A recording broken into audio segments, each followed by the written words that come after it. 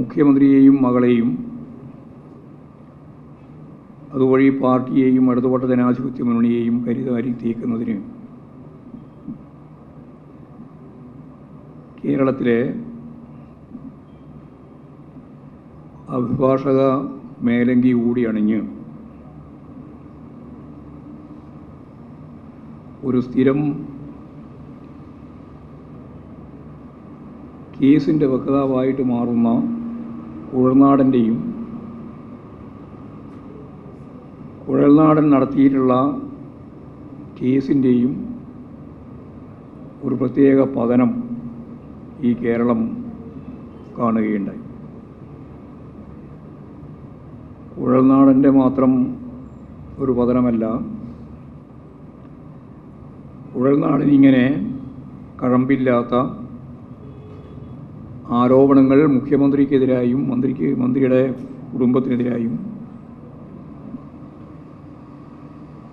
വ്യാപകമായിട്ട് സത്യവിരുദ്ധമായി പ്രചരിപ്പിക്കുമ്പോൾ അതിന് നല്ല രീതിയിൽ പ്രചരണം നൽകിയിട്ടുള്ള കേരളത്തിലെ വലിയൊരു മാധ്യമ ശൃംഖല യഥാർത്ഥത്തിൽ ഏറ്റവും അവസാനത്തെ കോടതി വിധിയോടെ അവർ കെട്ടിപ്പൊക്കിയ ചില്ലുകൊട്ടാരം അമ്പെ തകർന്ന് വീണിരിക്കുന്നു എന്ന വസ്തുത സ്വാഭാവികമായിട്ടും അവർക്ക് അംഗീകരിക്കാൻ സാധിക്കുന്നതല്ല. അതുകൊണ്ട് ആ രീതിയിൽ അവർ പറയുന്നില്ല എന്ന് മാത്രമേ ഉള്ളൂ. കുഴൽനാടൻ മുമ്പ് തന്നെ പറഞ്ഞിട്ടുണ്ട്, ഞാൻ ഉന്നയിക്കുന്ന ആരോപണം തെറ്റാണ് എന്ന് വന്നാൽ ഞാൻ മാപ്പ് പറയാൻ തയ്യാറാണ് എന്ന്. ഏതെങ്കിലും ഒരു പ്രശ്നത്തിന് മാപ്പ് പറഞ്ഞ് അവസാനിപ്പിക്കുക എന്നുള്ള നിലപാട് സ്വീകരിക്കുന്ന ഒരു പാർട്ടിയോ പ്രസ്ഥാനമോ അല്ല ഞങ്ങളുടേത്. പക്ഷേ ഒരു വ്യക്തി ഒരു കള്ളക്കേസ് കൊടുക്കുമ്പോൾ ആ കേസുമായിട്ട് ബന്ധപ്പെട്ട ഘട്ടങ്ങളിൽ മുമ്പ് മുതലേ, ഇപ്പോഴും മാത്രമല്ല മുമ്പ് തന്നെ എക്സ്ലോജിക്കിൻ്റെ ഭാഗമായിട്ട് വാങ്ങിയ 1.72 കോടി ഉറുപ്പികയ്ക്ക് കൃത്യമായി നികുതി അടച്ചതിൻ്റെ റെസീറ്റ് കാണിച്ചാൽ അന്ന് ഞാൻ മാപ്പ് പറയും എന്ന് കുഴൽനാടൻ ആദ്യം പറഞ്ഞതാണ്. അത് കാണിച്ചിട്ടും മാപ്പ് പറയുന്ന പ്രക്രിയയിലേക്ക് കുഴൽനാടൻ മാറിയിട്ടില്ല.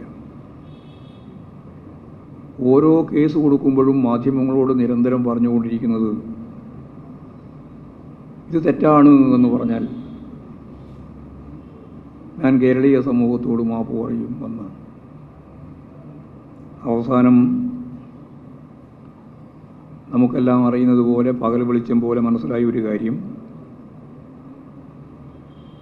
നിരവധി അന്വേഷണവും നിരവധിയായ ചർച്ചകളുമൊക്കെ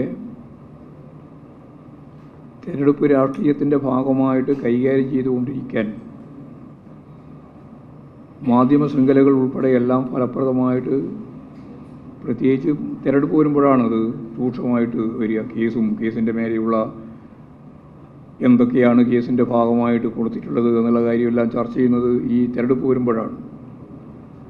ഇപ്രാവശ്യം പാർലമെൻറ്റ് തിരഞ്ഞെടുപ്പിൻ്റെ ഭാഗമായിട്ടും ആ രീതിയിലുള്ള ഒരു ചർച്ചയ്ക്ക് വേണ്ടി എന്നോടന്നെ ഈ മാധ്യമ പത്രസമ്മേളനങ്ങളുടെ ഭാഗമായിട്ട് ചോദിച്ചിട്ടുണ്ട് പല ഭാഗത്തുനിന്നും.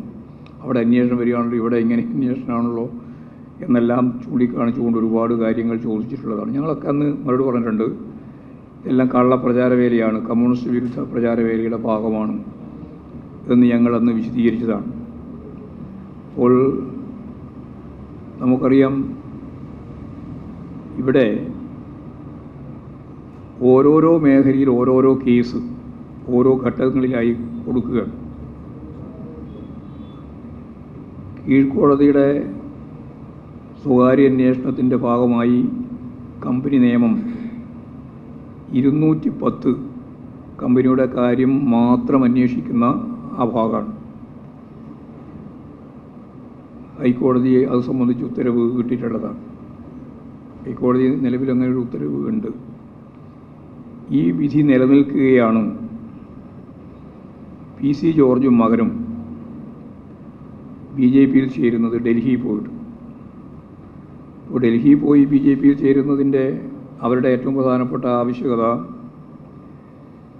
കമ്പനി നിയമം 212 വ്യക്തിയുടെ കാര്യം കൂടി അന്വേഷിക്കുന്ന വ്യവസ്ഥ അത് അടിസ്ഥാനപ്പെടുത്തി